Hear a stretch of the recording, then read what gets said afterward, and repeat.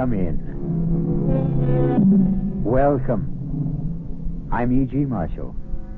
Welcome to the fear you can hear. Welcome to the world of terrifying imagination. We are about to bring you a tale of magic. What a word, magic. What do we mean by magic? What are we thinking when we say something is magical? Why, only that we do not understand how it came to be, or even what it is that came to be, or, for that matter, if it ever really did come to be. I was standing between the windows, those two big windows, you know, the ones with the great pier glass in between, and I was looking straight ahead, so I can't say that I saw the door open because I didn't. But all of a sudden there was this terrible confusion. Men jumping from their chairs, some looking frightened half out of their wits, others with expressions of joy and anticipation, some of them crying out. Was it horror? Was it surprise? Was it delight? I couldn't tell. It was all mixed up.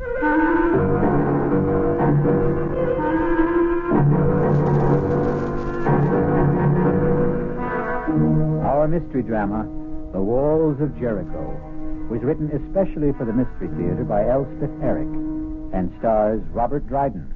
It is sponsored in part by Anheuser-Busch Incorporated, brewers of Budweiser. I'll be back shortly with Act One.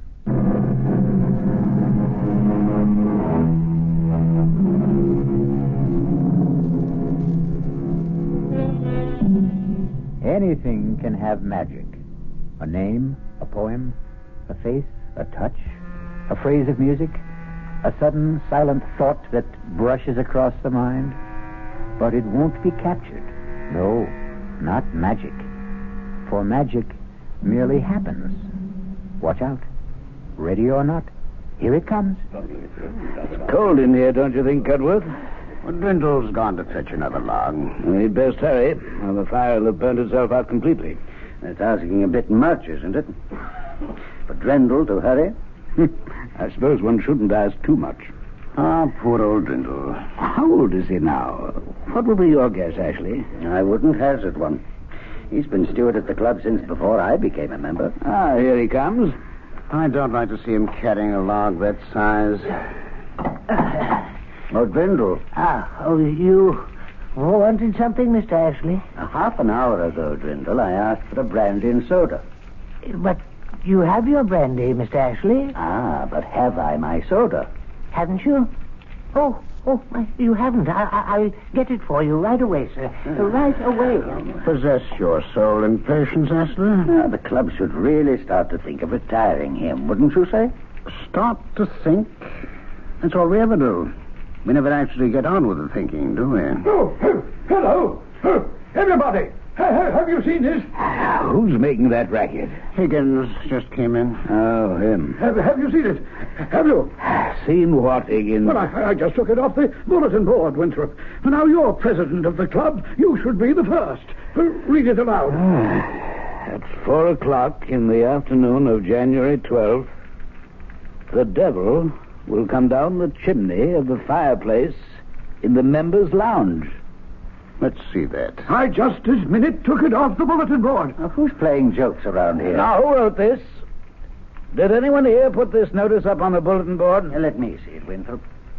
At 4:00 in the afternoon of January 12th, the devil will come down the chimney of the fireplace in the members' lounge. What the... that fireplace right there. How very interesting. Not interesting at all. Just a feeble attempt to be funny. But it wasn't on the bulletin board this morning. Well, it wasn't there an hour ago when I came in from dinner. Now, was it, Cudworth? Well, I certainly didn't see it. Well, somebody put it there. The devil could have put it there. Oh, rubbish. Well, he might have. He's very ingenious, I've heard. Let's not let ourselves be carried away, Higgins. Mr. Ashley, sir? What is it? Your soda, sir. Well, set it down. Drindle, have you seen this? Well, what is it, sir? Mr. Higgins found it pinned to the bulletin board. Here, read it. At 4:00 in the afternoon, January 12th, the devil will chimney of the fireplace in the members' lounge. Oh, what does it mean? It means that the devil will come down that chimney at 4 o'clock on January 12th. That's what it means. Oh, surely not, Mr. Higgins. Definitely not. It's a joke, isn't it? Of course it is. But, on the other hand... really, Cudworth, you and your other hand. Let's mark it down as a joke until we know better. At least until then. Anyway, until the afternoon of January 12th at 4 o'clock.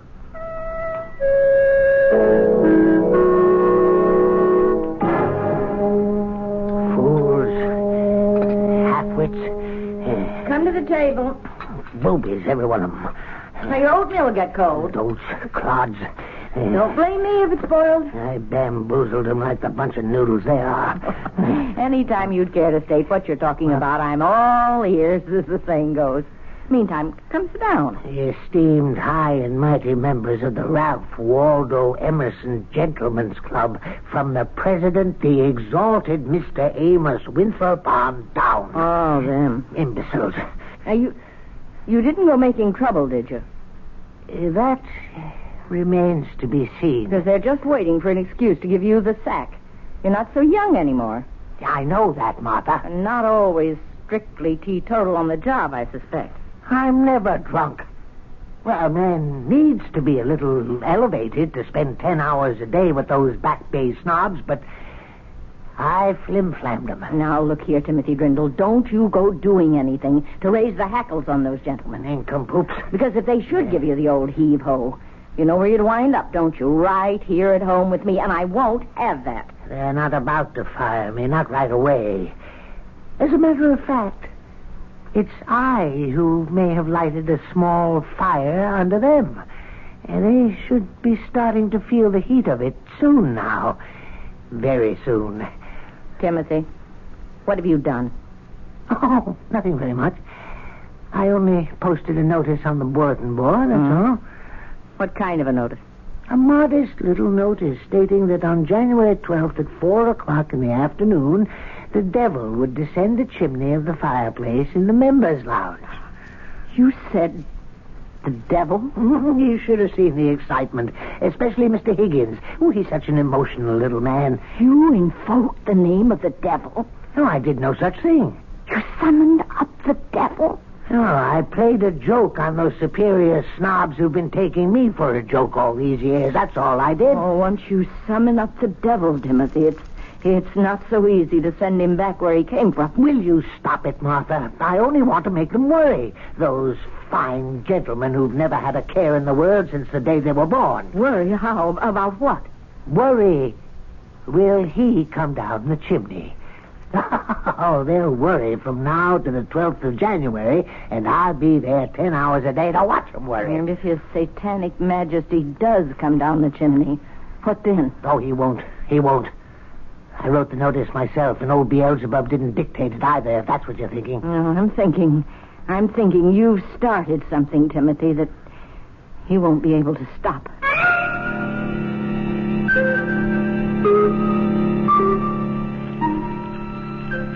Your coffee, Mr. Winthrop? Oh, thank you, Grindle. That's quite a fire you've got going there. I always try to keep up a good, smart blaze, sir. Nothing special about this particular fire, Grindle? No, sir.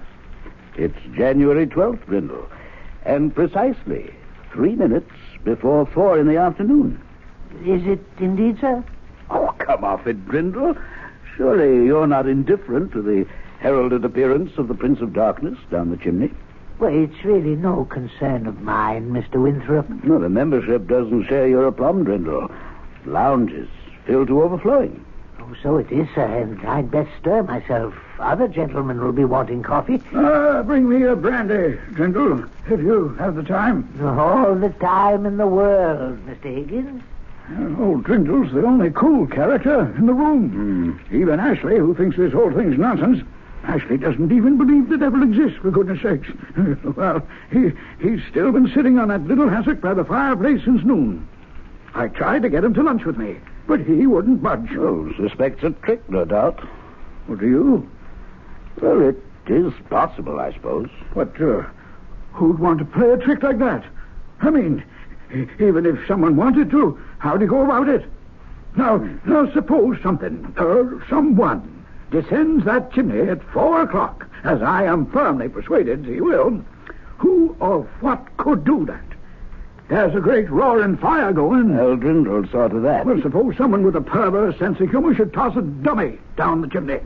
We'd find it afterward. Well, none of it was reduced to ashes. Ah, but something would remain. It couldn't all burn up. Am I right? Well, ask Cudworth. He's the brainy one. Gentlemen, all prepared for the big moment? Hello, Cudworth. Only the devil himself could survive a trip down that chimney. Am I right, Cudworth? I'd say so, yes. It's nearly time. Nervous? Well, I don't know what to think. I mean, I don't know what to expect. The whole thing is nerve-wracking. Positively devastating. It's time. What's that? It's him. It's him. The devil himself. He's there. See him? There he is. There is certainly something there. Someone. Oh, it's the devil. It's old Harry, the devil. Is it really the fiend? Look at him, standing in the flames. He's laughing. Is he really laughing? Oh, that old serpent. Look at him. He's gone. No, he's not. He's still there, in the flames. Laughing in the flames. He's... Well, now he's gone. Well, that was quite an experience. Yes, it was. Oh, it was the most wonderful thing that's ever happened to me in my entire life. Oh, really extraordinary. Well, now, are you all satisfied? What do you mean by that, Ashley? His Satanic Majesty failed to put in an appearance. Of course he put in an appearance. You didn't see him? Now, don't tell me you did. Of course we did. He was all in black, head to toe. No, he was dressed in red. Black and red, I thought. Well, he had red hair. You couldn't see his hair. He wore a saw cap. his hair. It was sort of waving in the flames, a draft or something, but it never caught on fire. I distinctly remember noticing that. He wore a cap. You couldn't see his hair, and his mustache was black. No cap. A cap and a big black cape. He kept his cape around him all the time he was standing there. Yes, but the cape was red, a very bright red. Now, listen to yourselves. Listen, will you? You all saw him. You all say you did. But each of you saw something different. Red cape, black and red cape. Why, it's ludicrous. It is not ludicrous at all. We were all overexcited, all worked up over this thing, and maybe our accuracy, our powers of observation were impaired. That's possible. Except, I know he wore a big black cape. Beg pardon, Mr. Higgins. Yeah, don't bother me now, Brindle. Your brandy, sir. Brindle, settle this argument for us, will you? What was the devil wearing? The devil, sir? What was he wearing when he came down the chimney? I wouldn't know, sir. I was not in the lounge. I was fetching Mr. Higgins' brandy. Did the devil make an appearance, sir? How then was the devil dressed? Oh, he was in his Sunday best. His coat was red and his breeches blue. And there was a hole where his tail came through. Those charming lines were written by Mr. Robert Southey at the turn of the century. But not our century. No, 100 years before. Clearly, the devil had time to acquire a new suit of clothes. We'll be back shortly with Act 2.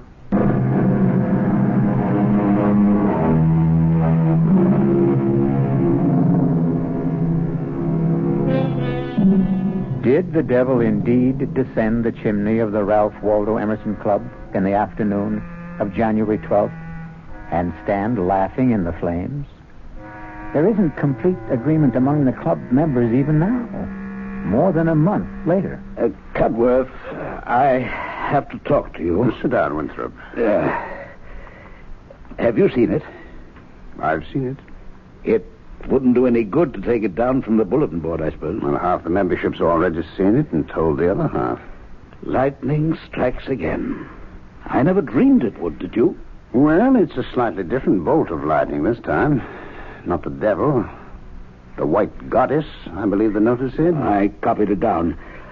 On February 8th, at 6 o'clock in the evening, the White Goddess will run naked through the members' lounge. Naked, eh? Cudworth, just who is the White Goddess? Daughter of Astarte, I believe. And, just who is Astarte? I'm sorry not to be up on these things, but it's not really in my area of concern. I believe Astarte is the goddess of fertility and sexual love. You don't say. That would account for her being naked, wouldn't it? Cudworth, do we still believe in such things? Goddesses of sexual love? Why shouldn't there be such a goddess? And why shouldn't she have a daughter? And why shouldn't the daughter be called the White Goddess? You don't believe she'll run naked across the members' lounge, do you? I didn't believe the devil would come down the chimney. But you did see him, didn't you? Yeah? Or something that looked very like him. Assuming, of course, I know what the devil looks like. Cudworth, I saw his horns. Did you indeed? Have you seen it? Have you seen the notice? Yes, we've seen it. Do you know that members are pouring in from all over the country? Oh, no. Members that haven't been inside the club in 20 years. We can't even begin to put them up. Half of them are stopping at hotels. Oh, heaven help us. Oh, cheer up, Winthrop. There's a chance the White Goddess won't show. I don't know, Cudworth. I have a sinking feeling that she will.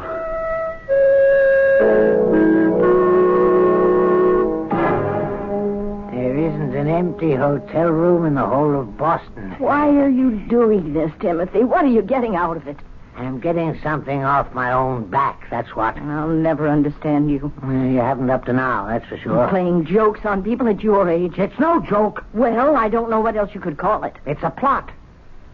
A plot to make them squirm, those fine gentlemen with their fancy ways. Why should they go through their entire lives without knowing a moment's uncertainty or a pang of anxiety? They're always so damn sure of themselves. Well, they're not sure any longer. They're divided amongst themselves already on the subject of the devil. I hear them jawing away about it in the lounge. Was he there or wasn't he? What did he look like? What did he wear? Mr. Higgins says red. Mr. Winthrop says red and black. Mr. Cudworth says nothing at all, just looks wise. And Mr. Ashley says the devil never came down the chimney at all, so they're every last one of them crazy. I tell you, that chatter in their argument was driving me right up the wall. But I put a stop to it, all right. And just how did you manage to do that? By putting up the notice about the White Goddess. That's how. Now they're all talking about her. And when is this White Goddess making her debut? 6 o'clock tonight. And is she coming down the chimney? No, as the notice says, on February 8th at 6 o'clock in the evening, the White Goddess will run naked through the members' lounge. Where will she come from? How should I know? I only wrote the notice. But I think it would be nice if she came in through the main door and went out through a window.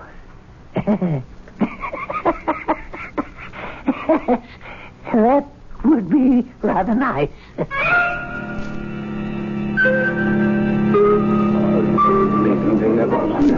And the room is filling up. It's amazing. Oh, I don't know. It isn't often, if ever, any of us gets to see the White Goddess run naked across the lounge. You think they really believe? Well, who knows what they believe. Cudworth, do you believe?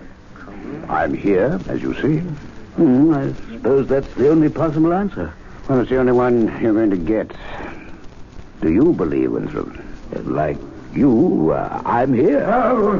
What's the time? Time. Cudworth, you always have the right time. Mr. Higgins, the clock on the mantel is exactly right. 2 minutes to 6. Mind if I sit down? We've been saving this chair for you, Higgins. Oh, that's nice of you. Well, the lounge is pretty well filled up, isn't it? Bursting at the seams. Oh, I've been studying all about the White Goddess. Daughter of Astarte, who in turn is the goddess of fertility and sexual love. Oh, you knew that. Cudworth told me. Cudworth, you really do know everything. On the contrary, I know very little. Well, you've always seemed to me to know everything. And that's because you know less. Hey, mind if I join you? Well, there's no place to sit, actually. Oh, what a pity. Well, you could sit on the floor. Now, how would I look sitting on the floor when the white goddess comes running across the lounge? No, I think I shall join old Drindle over by the window. And perhaps he'll fetch me a brandy. No, you haven't time. It's nearly 6. Oh, you mean I might miss her goddessship? Oh, my, that would never do. Oh, Jesus. That ass doesn't believe she'll appear. Well, why did he bother to come here at all? Because if he doesn't believe, neither does he disbelieve. Just look at him, laughing and joking with Drindle. Well, that's probably the first time he's ever spoken to Drindle, except to give him an order. You could say that about most of us, myself included. Yeah, Drindle's getting old. Poor old Drindle. It's time. The time has come.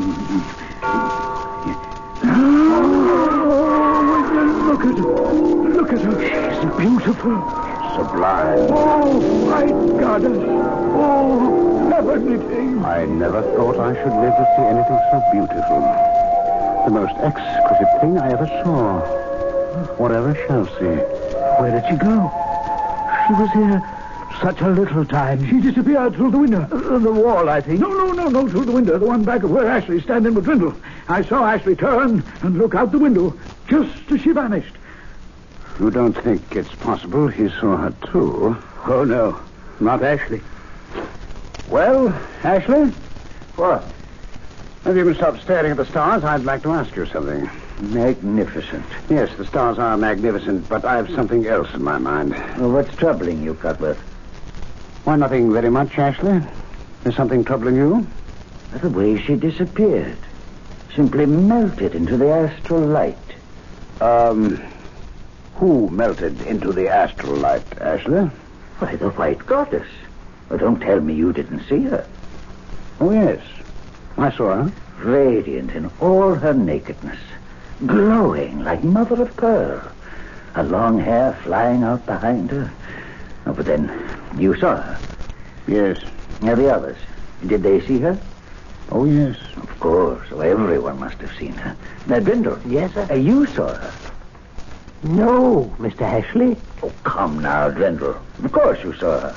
We were standing here together, side by side. I didn't see anything, Mr. Ashley. Now, don't tell me you didn't see anything, you old liar. But I was busy with something. You were not busy with something.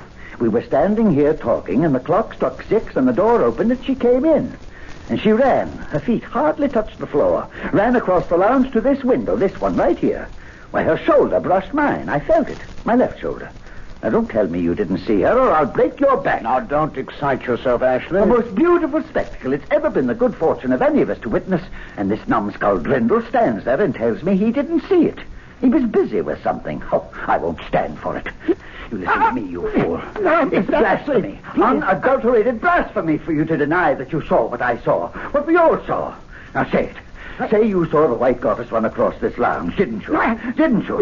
You say it, or I'll choke the life out of you. Ashley, this is going too far. He saw her. I know he saw her. Now, Mr. Ashley, please, you're choking He me. saw it. He's going to admit it. Ashley.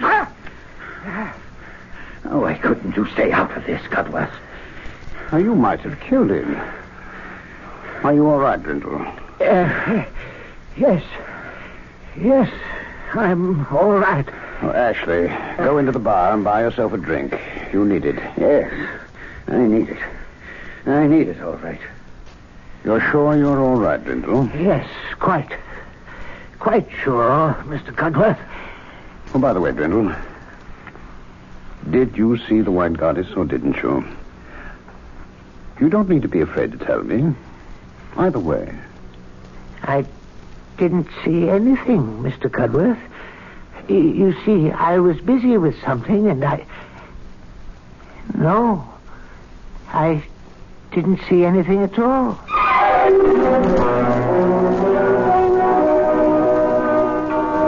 Well, I think I must be getting on home. Yes, it's been quite an evening, isn't it? Quite an evening. A never-to-be-forgotten evening. Beautifully put, Ambrose. Well, come along. I'll drop you off. Thank you. So long, everyone. Not all. Oh, wait up, Ashley. Yes, I'll wait for you. Well, Cudworth, a never-to-be-forgotten evening. Well, at any rate, one I'll never forget. I fancy none of us will ever forget. You leaving now?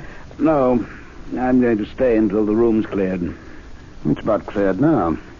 Nobody much left? I want to speak to old Brindle. He doesn't look too happy. That was quite a going over Ashley gave him, wasn't it? Look that way. Ashley can be a rough man. Can't he, though? Well, I'm off for home. Night, Winthrop. Night, Cudworth. A never-to-be-forgotten night. Oh, Brindle. Yes, Mr. Winthrop. May I speak to you for a minute? Oh, yes, of course, Mr. Winthrop, of course. You all right? Perfectly all right.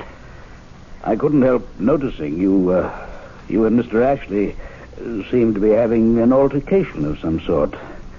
Mr. Ashley was angry, sir, because I wouldn't say I saw the white goddess. And why wouldn't you say you saw the white goddess? Because I didn't see her. But we all saw her, Brindle. Even Mr. Ashley saw her. She wasn't there. But, my dear man, she was there. She ran across the lounge all naked, just as the notice said she would. Now, why do you persist in denying it? Because I wrote the notice. Oh, now, Brindle. And I wrote the other one, too, about the devil coming down the chimney. I wrote them both, and I made them up out of my head. Why are you lying to me, Brindle? I'm not lying, sir. But of course you're lying. I don't know why you're lying. Perhaps to make yourself important in our eyes. I am not lying. But we all saw her, Brindle. It was the most exquisite moment of our lives. We saw her. Therefore, you're lying.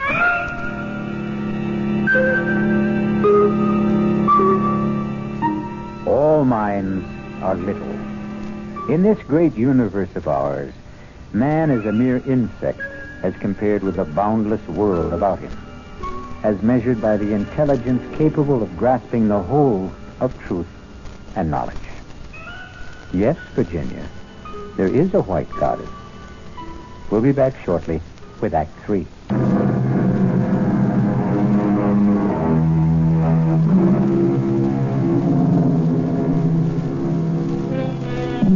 Have you read your Shakespeare lately? If you have, you'll remember Hamlet's observation to his friend. There are more things in heaven and earth, Horatio, than are dreamt of in your philosophy. If you haven't read your Shakespeare, now for the third act of The Walls of Jericho. Come eat your breakfast, Timothy. It's on the table. It's ridiculous. It's absolutely absurd. They're trying to ruin me. Oh, he's off again. I never even turned around when I heard them whispering behind my back. Drindle's getting on. Poor Drindle. Drindle's had a drop too much. That part's true, all right. But when they call me a liar, and to my face, I don't have to take that. Who called you a liar?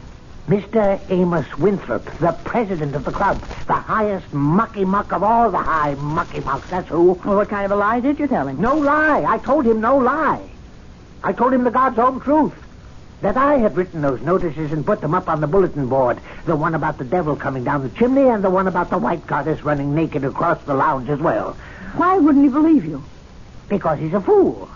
The biggest fool in a pack of fools. I said, why wouldn't he believe you? He says he saw the devil, saw him come down the chimney and stand in the flames, and that most of the others saw him too.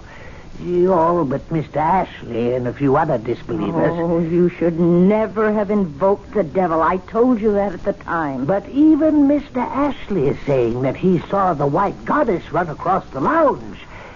Radiant in her nakedness, he says, glowing like mother of pearl. Imagine Mr. Ashley talking like that. He says she brushed up against him, against his shoulder, and then went out through the window and melted into the astral light. Mr. Ashley, of all people. Maybe it happened. How could it have happened when I made it all up? Well, come eat your breakfast. No, I can't. I'm too upset. You're more upset than they are. Those fine gentlemen you were going to teach a lesson. Oh, don't you worry. I'll fix them. I'll put up another notice. Oh, now, Timothy, don't start up again. Only this time I'll make it so crazy, so outlandish, they'll see that it's only a joke. They won't be able to help themselves. Yeah, now, let's see. Where's a pen? And a piece of paper. Yeah, now, what shall I... I need to get them excited, all worked up, waiting for something, and then the let down when it doesn't happen. That's what I'm after. Yeah, I've got it. On March the 2nd at 5 o'clock... You see, they'll all be having drinks in the lounge about that time. At 5 o'clock, a leopard will enter... No, not a leopard. A tiger will enter the members' lounge. How's that? As long as you don't make it the devil. No, better yet. 3 tigers will enter the members' lounge. No, I don't like enter. It's too sedate sounding, too tame. I will come through the windows. No, we'll crash through the windows. Yes, that's good. We'll crash through the windows of the members' lounge. There. That should put Mr. Winthrop in his place. Somehow, Timothy, I don't think you were born to put Mr. Winthrop in his place. That's where you're wrong, Martha. It's precisely what I was born for, and this'll do it. Wait a minute. I thought of something else. What now? Listen to this. On March the 2nd at 5 o'clock, 3 tigers will crash through the windows of the members' lounge, one of them carrying a chicken in his mouth. Oh. Yeah. How's that, Martha? Huh? How's that? Oh, that's perfect.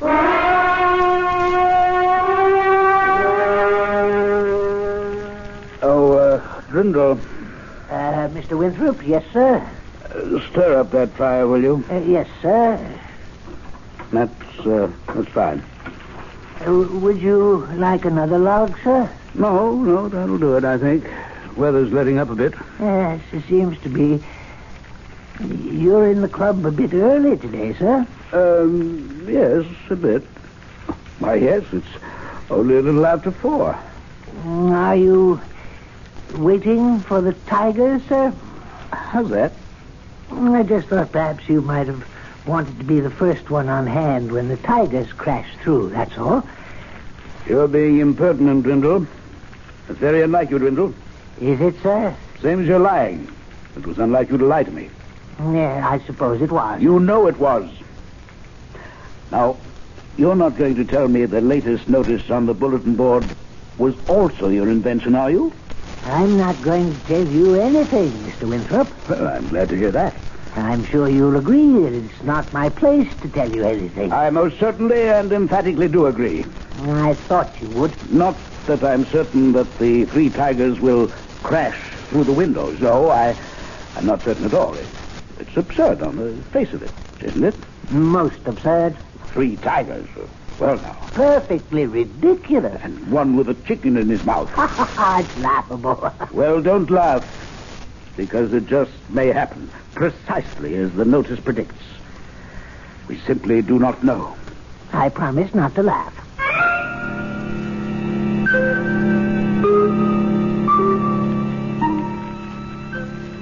Nervous, Cudworth? A few flutters. It's the uncertainty, of course. I've been here since 4 o'clock. Can you imagine that? I had a hard time staying away myself. I had a few sharp words earlier with Drindle. Sorry to say. The old man's getting very independent, very opinionated. Where is he? He's usually around taking drink orders by now. He's standing over there by the main door looking very superior. We really have to retire that fellow, Cudworth. Winthrop. Cudworth, do you realize people are standing outside on the sidewalk? This isn't a club matter anymore. It's spread all over the city. Oh, I can't say I care for that. It looks like hundreds of people. I tried to get Ashley to be with us for the great event, but he insists on his post by the window. Ashley by the window, old Drindle by the main door. Well, we're well covered. We should be quiet. It's time. I don't think our conversation will either deter or encourage the tigers. Yes, but all the same, you quiet.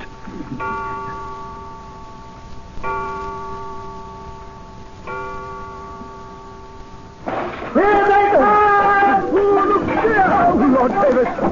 There they are! Three of them!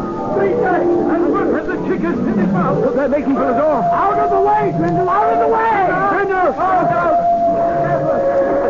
He doesn't see them!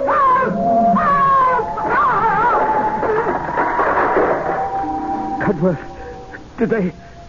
Is he... Don't look, Winthrop. Better not look. Is Grindle... Did the tigers get him? I don't know. Well, here's Ashley. Maybe he knows something. Ashley, what happened? Old Drindle's dead. Oh, no. How did it happen? Heart attack, apparently. Not the tigers? There isn't a scratch on him. They simply jumped over him, knocked down the big door, and disappeared. Old Drindle never believed in the tigers. Oh, is it conceivable he didn't see them? Oh, he saw them all right. Well, how can you be sure? Well, don't you remember, just before the tigers reached the door, he called for help. He saw them. He called for help. And he dies. Of fright, do you think? Can you think of anything more frightening than the sight of something you never believed in coming to get you?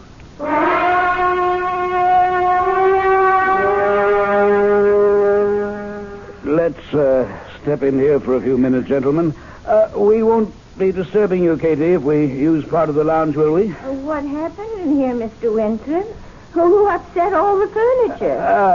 A little fracas, Katie, with some unexpected visitors. Let's set our drinks down here. Pull up chairs, everybody. There's a few that weren't overturned. Well, we'll have a new steward tomorrow. They're promoting someone from the dining room. You never hold a candle to Drindle, no matter who he is. Drindle was a good man. If you gentlemen are going to be using this room, I can clear out and come back later. Now, you go right ahead with your cleaning, Katie, if you don't mind sweeping around us. That's all right with me. There certainly isn't that. Gentlemen, I asked you to meet with me here because I have a confession to make. I'm sorry I didn't tell you before, but... Well, I didn't. But now I must. After the incident of the White Goddess, gentlemen, Drindle told me that he himself had posted those notices on the bulletin board. Drindle? The one about the devil? And the White Goddess, that one too? I didn't believe him. After all, we saw the devil, most of us, and we all saw the White Goddess. And to believe Drindle would be to admit that he had the power to summon them up. What about the three tigers? One with a chicken in his mouth? We saw them too.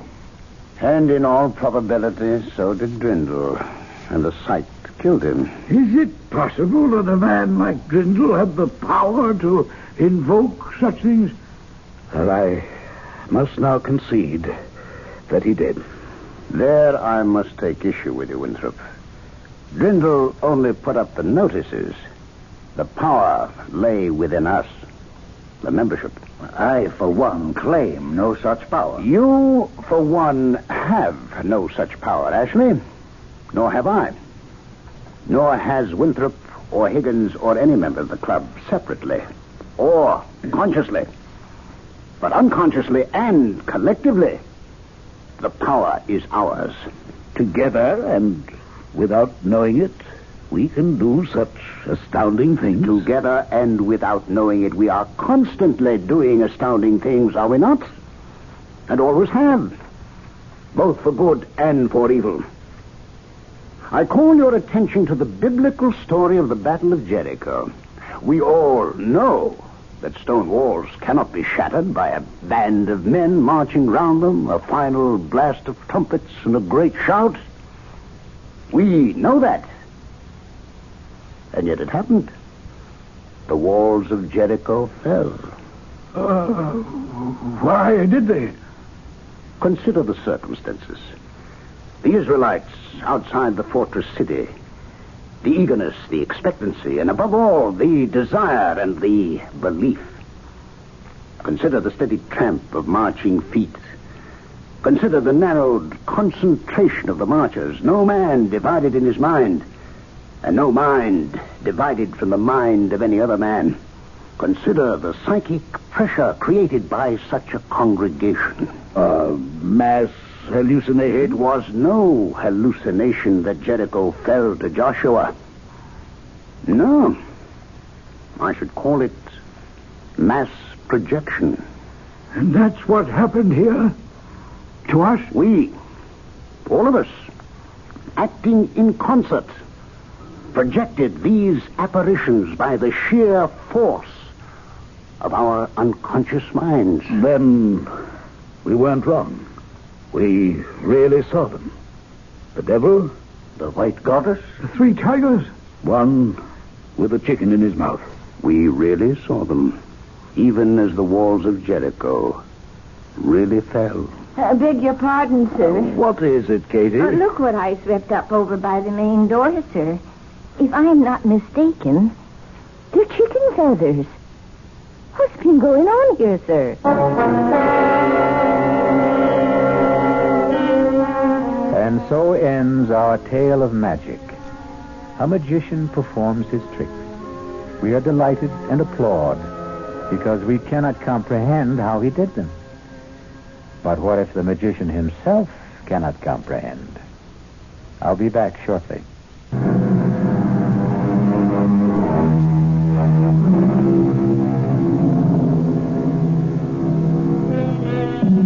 Seek to know the truth, for the truth shall make you free.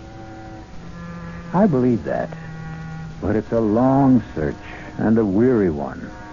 And let's be glad that a lot of mystery remains, and there's a little magic here and there along the way. Our cast included Robert Dryden, Mary Jane Higby, Ian Martin, Ralph Bell, Guy Sorrell, and Sidney Walker. The entire production was under the direction of Hyman Brown. Radio Mystery Theater was sponsored in part by the Kellogg Company, makers of Kellogg's Special K cereal. This is E.G. Marshall inviting you to return to our Mystery Theater for another adventure in the macabre. Until next time, pleasant dreams.